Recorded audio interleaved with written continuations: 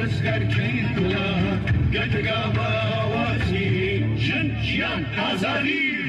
لەگە تۆ من خوشی ببێرم بەرە مەیدان برای دلێرم لەگە تۆ من خوشی ببێرم بەرە مەیدان برای دلێرم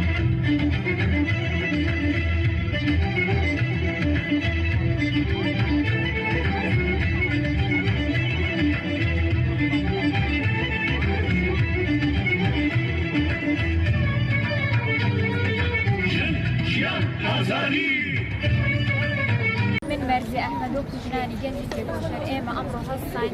بە بڵاوکردنەوەی چەند کتێبێک و چەند ڕسمێک بۆ 25 نۆڤەمبەر کە